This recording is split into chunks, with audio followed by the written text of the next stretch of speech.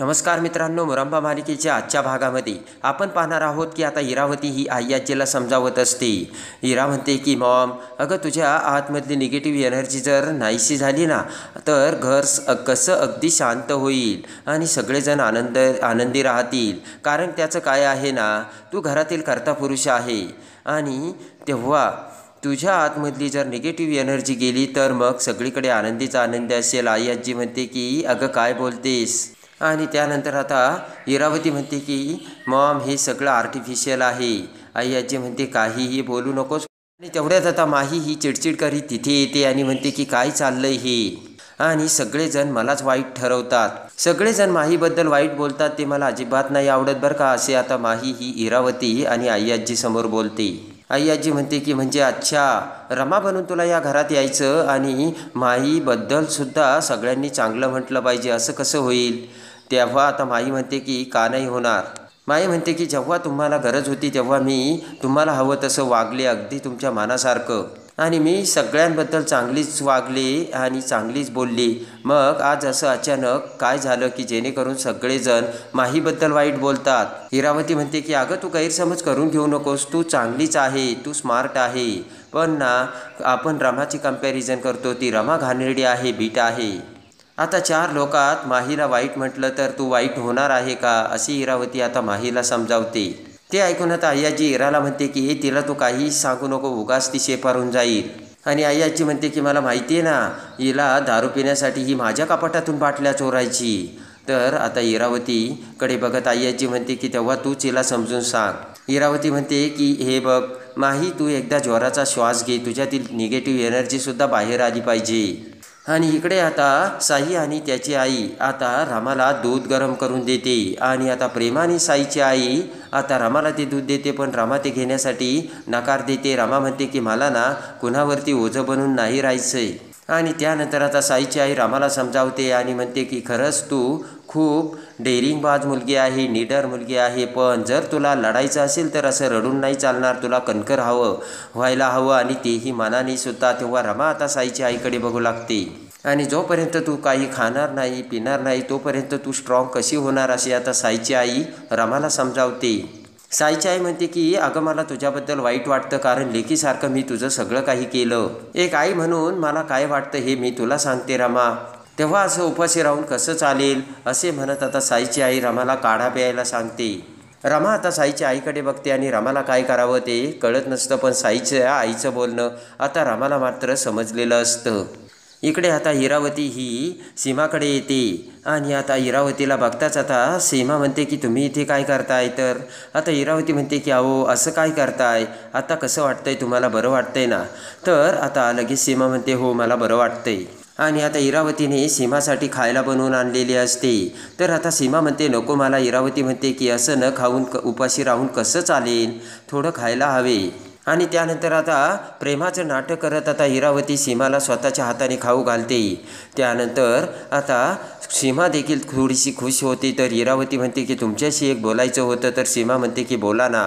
तेव्हा आता इरावती म्हणते की ही जी रमा आली आहे ना, हिचं वागणं बोलणं तुम्हाला वेगळं नाही वाटत का. तर सीमा म्हणते की नाही, तुम्हाला असं का वाटतंय. आणि त्यानंतर आता इरावती म्हणते की ती माई इथे आली नाही मला माहीत नव्हतं, पण रमाना मला घरच्यांच्या सगळ्यांच्या स्वभावावरून आणि वागण्यावरून कळतं की रमा प्रेमळ होती, तीच खूप चांगली होती. तर सीमा खुश होते आणि हसतच होकार देते आणि म्हणते हो खरंच माझी रमा खूप प्रेमळ होती. इकडे आता साई हा रमाला खायला आणतो आणि म्हणतो हे बघा तुम्ही अगोदर खाऊन घ्या बरं.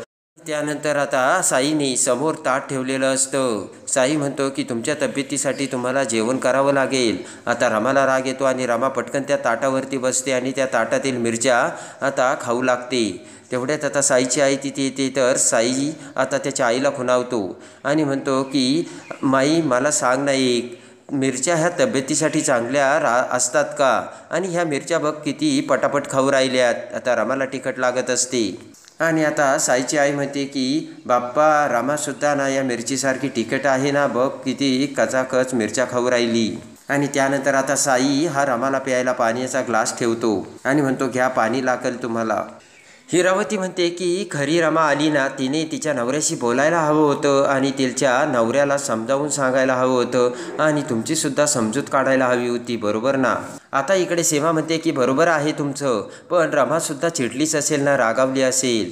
आता सीमा म्हणते की माझ्याकडून सुद्धा चूक झाली ना, आणि ती चूक एवढी मोठी झाली तरी कारण कुणीसुद्धा साहजिकच रागावणारच आहे. आणि सीमा म्हणते की माहीसुद्धा असं वागेल म्हणून मला वाटलं नव्हतं, खूप चांगली मुलगी होती तीसुद्धा, असे आता सीमा ही इरावतीला सांगत असते. आणि इरावती विचार करत म्हणते की मला पण. तर ते ऐकून आता सीमा म्हणते की तुम्हाला पण म्हणजे. आणि सीमा म्हणते की म्हणजे तुम्ही माहीला आधीपासून ओळखत होता का. तर हसतच इरावती म्हणते की असं काय करताय वहिनी, म्हणजे इथे आल्यानंतर माझी तिच्यासोबत ओळख झालीच ना, आणि घरच्यांनी सांगितलं ना, त्याच्यावरून मी आपलं फक्त अंदाज बांधला, असे इरावती बोलते. आणि त्यानंतर आता इरावती म्हणते की इतकी वर्ष झाली तरीसुद्धा मम्मा माझ्या कॉन्टॅक्टमध्ये होती आणि मला ती भेटायची सुद्धा. तर आता सीमा म्हणते की हो का. तर आता इरावती म्हणते हो. आणि आता इरावती म्हणते की इतक्या दिवसापासून मम्मा मला भेटायची आणि तुमच्याबद्दल ती सगळं काही सांगायची, तेव्हा सीमा खुश होते आणि तुमच्याबद्दल सांगून मलासुद्धा खूप बरं वाटायचे, अशी इरावती बोलते. आणि त्यानंतर आता इरावती म्हणते की इथे आल्यानंतर मला हे सगळं कळलं, नाहीतर मला कसं काय कळलं असतं. आणि त्यानंतर इरावती म्हणते की म्हणजे मला सांगा ना, जी मुलगी आपल्या स्वभावाने आपल्या प्रेमाने मम्मासारख्या बाईचं मन वळवू शकते, ती मुलगी असं कशी असेल मला तुम्ही सांगा ना. आणि इरावती म्हणते की तुमच्यासारखी चांगली बाई तिला सासू म्हणून लाभली, आणि जी सासू आपल्या सुनेसोबत एवढी खंबीरपणे तिची ढाल बनून उभी राहिली, ती मुलगी आपल्या सुनेबरोबर अशी वागू शकेल का, हे मला तुम्ही सांगा, असे आता इरावती आता सीमाला बोलत असते आणि रामाविषयी आता राग घालून देत असते. आणि इरावती म्हणते की तिने आणि अक्षयने तुला माफ केलं पाहिजे वहिनी, असे म्हणत प्रेमाने इरावती पुन्हा आता सीमाला घास भरू लागते. इरावती आता सीमाकडे बघते आणि म्हणते की जाऊ दे वहिनी, तू नको काळजी करू, मी आहे ना. आणि त्यानंतर आता इरावती ही पटकन आता त्या डिशमधला घास आपल्या तोंडात घालते, तर सीमा विचारात पडलेली असते. आणि त्यानंतर आता इरावती बाहेर येते. इरावती हॉलमध्ये असताना आता माही ही बाहेर येते आणि सीमाकडे जाऊ लागते. तेवढ्यात इरावती आता माहीला थांबवते. माहीच्या गळ्यात हात टाकत आता इरावती म्हणते की काय ग, कुठे निघालीस. तेव्हा आता माही म्हणते की मी क्यूट आंटीकडे निघाली. इरावती म्हणते क्यूट आंटी. तर आता माही म्हणते की हो. आणि आता माही म्हणते की मी त्यांच्याकडे जाऊन त्यांना सांगणार आहे की तुम्ही अक्षयशी बोलून घ्या. आणि लगेच आता इरावती म्हणते की सीमासोबत माझं बोलून झालंय तरीसुद्धा. तर आता माही म्हणते की हो. आणि इकडे आता माही म्हणते की मला ना माही म्हणून हे पटतंय, पण रमा म्हणून हे अजिबात पटत नाही, कारण रमा जर इथे असती तर तिनेसुद्धा हेच केलं असतं. इरावती म्हणते की काय विचार करतेस तू माही, त्या रमाने असं का म्हणून केलं असतं. आणि इरावती म्हणते की तू काय बोलतेस माही, की त्या माईचा या घराशी काही संबंध नाही, तरी सुद्धा तिला इथे आणून ठेवली. फक्त आणूनच ठेवली नाही तर तिला अक्षयची बायको केली आणि तिला अक्षयसोबत राहू दिलं. या घराचा ना तिच्याकडे सगळा ताबा दिला. आणि एवढंच नाही तर मुकादमाची सून बनून तिची ओळखसुद्धा करून दिली. आणि एवढं सगळं झालेलं असताना त्या रमाला सुद्धा वाईट वाटलंच असेल ना, याचा तू विचार कर ना माही, असे इरावती आता माहीला बोलते. आणि एवढं सगळं झालेलं असताना देखील मग आता रमाने सीमाला माफ केलं असतं का, कारण सीमाने किती मोठी चूक केली याचा तू विचार करतेस का. तेव्हा तू कशाला सीमाला उगाच समजवायला जाते, असे आता इरावतीसुद्धा आता माहीला बोलते. आणि दोघींमध्ये आता भांडणं लावून वेगळं करण्याचा इरावतीचा डाव असतो. तिकडे आता सीमाला सुद्धा इरावतीने समजावलेली असते आणि आता इकडे माहीला सुद्धा सीमाला भेटायला जाण्याची गरज नाही असे इरावतीने दाखवून दिलेले असते. आता म्हणूनच इरावती म्हणते की हे बघ माही, तू कुणालाच सांगायला जाऊ नको आणि अक्षयला तर नकोच नको, कारण हे बघ आपल्याला ज्या व्यक्तीबरोबर आयुष्य काढायचं ना, त्या व्यक्तीला आपण हाताशी धरायला हवं आणि आपण मग त्या व्यक्तीला बघायला पाहिजे, त्याला काही त्रास होतोय का, आपण त्याची काळजी घ्यायला हवी. आणि इरावती आता माहीला सुद्धा समजावत असते आणि इरावतीचे बोलणे सुद्धा आता माहीला पटत असतं. आणि इरावती म्हणते की तुला काय करायचं त्या दोघांच्या मध्ये पडून, आणि ते दोघं बघून घेतील ना. तर आता माई म्हणते की बरोबर आहे तुमचं. आणि त्यानंतर इरावती म्हणते की मग नाही जाणार ना समजवायला सीमाला, तर आता शपथ घे, असे इरावती बोलताच आता माई म्हणते नाही जाणार आणि तुझी शपथ. तर आता इरावती पटकन माहीचा किस घेते आणि त्यानंतर आता माही ही पुन्हा तिच्या रूममध्ये निघून जाते. तर इरावती विचार करते की या घरात ही सगळ्यांशी जशी वागली ना, तशीच मी हिच्यासोबत वागणार आहे खोटारडी कुठली. आणि त्यानंतर आता इरावती म्हणते की माझ्याशी ही खोटं वागली ना. आणि लगेच आता इरावती म्हणते की या घरात ही इरावती कुणालाच सुखी राहू देणार नाही. आगे आगे देखो होता है क्या, असा आता इरावतीने विचार केलेला असतो. इकडे आता संध्याकाळी साई, तिची आई आणि रमा सगळेजण झोपलेले असतात. अचानक आता रमाला जाग येते. रमा आता उठून बसते आणि तिचा ताप गेला का चेक करते. रमा विचार करते की आता मला बरं वाटतंय आणि आता मी काम करू शकते. आणि आता साईकडे आणि साईच्या आईकडे बघत आता रमा विचार करते की थँक्यू, तुम्ही मला 2 दिवस या घरात राहू दिलं, पण आता जास्त दिवस मी या घरात नाही राहू शकत.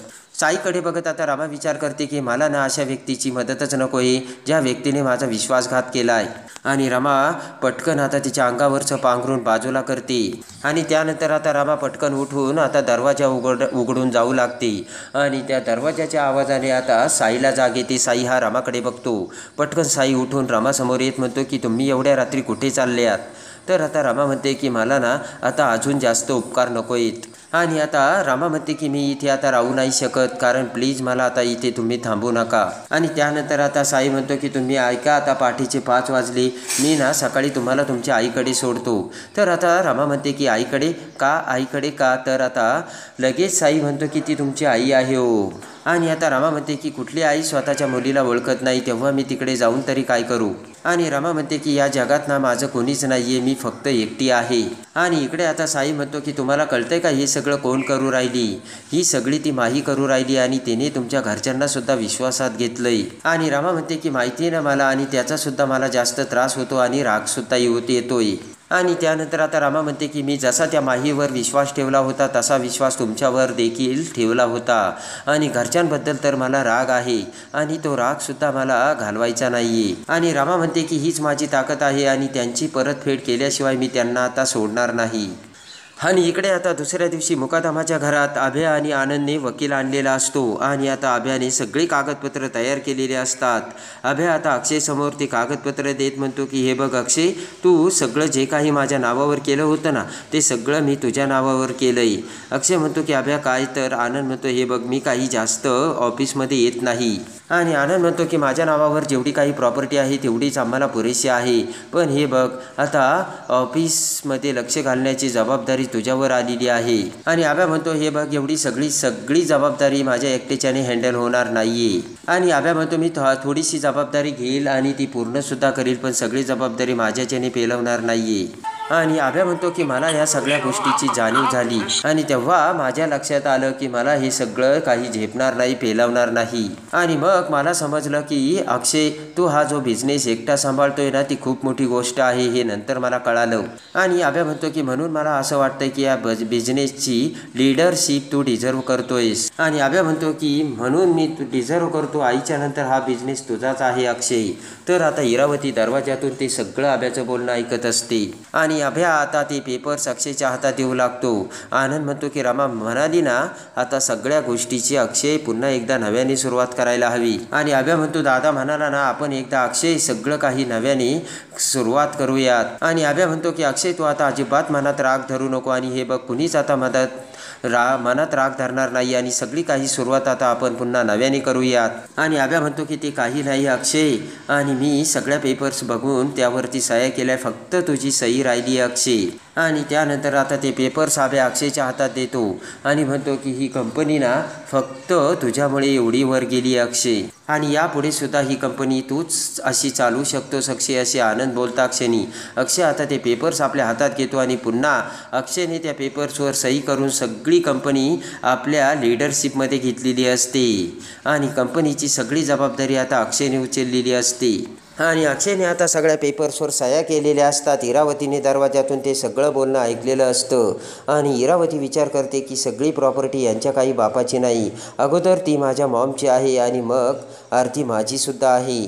आणि त्यानंतर आता इरावती म्हणते की मी वाटेल तेव्हा यांना या सगळ्या मुकादमांना रस्त्यावर सुद्धा आणू शकते, असा आता इरावतीने विचार केलेला असतो.